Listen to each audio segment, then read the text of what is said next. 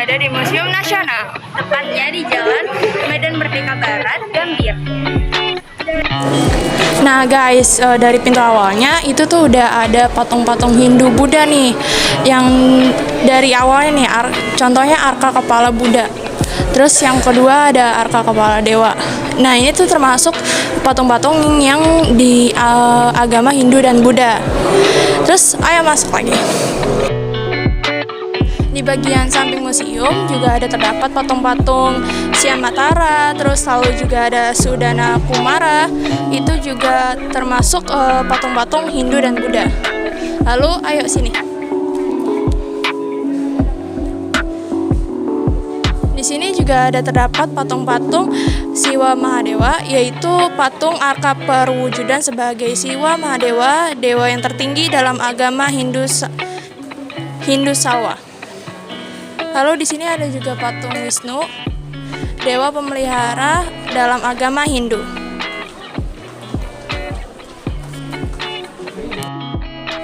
Lalu kita lanjut ke ruang berikutnya. Hai guys, aku Nazla. Di sini aku akan kasih lihat kalian tentang mading. Yang pertama kita bisa lihat mading ideologi Pancasila, dan yang kedua ada arti dan filosofi Lembaga Negara Indonesia. Nah, yang ketiga ada gambar rancangan burung Garuda. Nah, dari Republik Indonesia Serikat sampai dengan sketsa rancangan lambang negara Indonesia oleh Muhammad Yamin yang ditolak oleh pemerintah Republik Indonesia.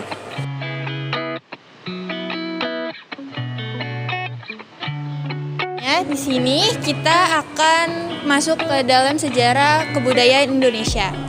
Seperti mulai dari zaman purba sampai zaman kepraksara.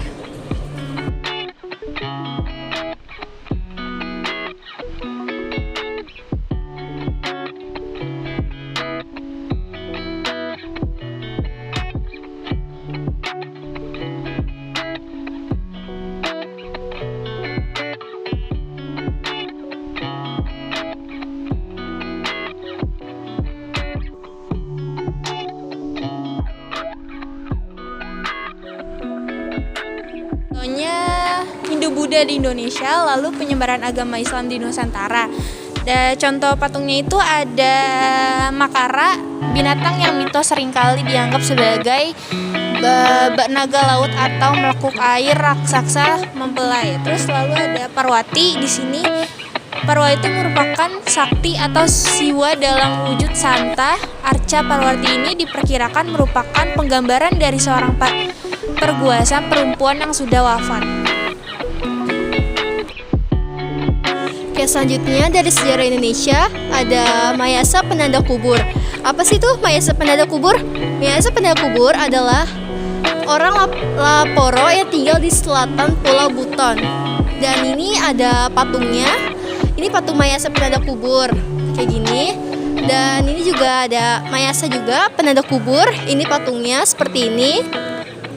Oke, kita selanjutnya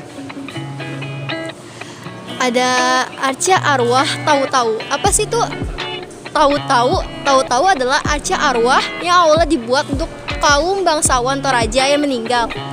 Dan bahan bakunya adalah kayu nangka yang khusus diambil dari hutan. Dan ini ada gambarnya, ada patungnya. Ini patung arca arwah tahu-tahu kayak begini. Dan ada satu lagi juga arca arwah tahu-tahu seperti ini bentuknya.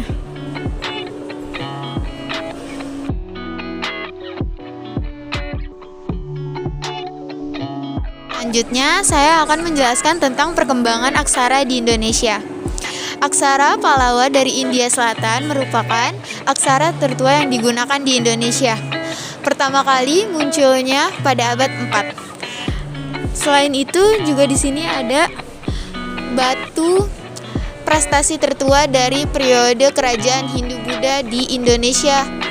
Walaupun aksara yang digunakan masih merupakan pinjaman dari India, namun isinya bercerita tentang kebaikan raja di wilayah Kalimantan Timur bernama Mulawarman yang telah memberikan sedekah amat banyak disaksikan para Brahmana. Dan di sini juga ada prestasi Yupa. Di sini saya akan menjelaskan upacara adat dan alat-alat yang ada di Indonesia. Sini contohnya yang suci, yang sakral. Pada masa lalu, alat musik merupakan bagian perangkat upacara yang sifatnya suci dan sakral, digunakan untuk mengiringi upacara pemujaan roh leluhur. Di sini contohnya ada perhiasan dan kekuatan. Contohnya itu ada kalung berhiasan 8 ornamen bunga, merupakan perhiasan pengantin perempuan Minangkabau, surat ajaran hidup yang mencerminkan simbol kesucian dan keindahan.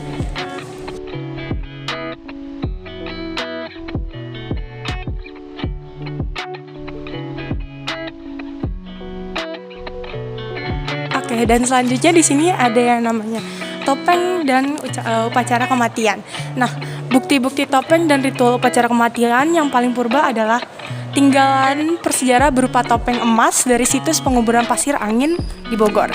Oke, nah ini foto madingnya dan di sini ada topeng-topengnya.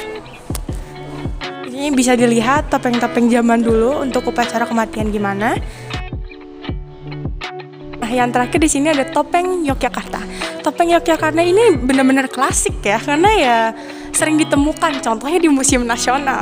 Oke, topeng Yogyakarta ini merupakan salah satu unsur pelengkapan dalam pertunjukan Wayang Wong, yaitu drama tari yang diciptakan oleh Sultan Hamengkubuwono I tahun 1755 sampai 1792. Nah, dalam Wayang Wong ini ekspresi para tokoh divisualisasikan dalam postur penari, tata busana, tata rias, dan geraknya.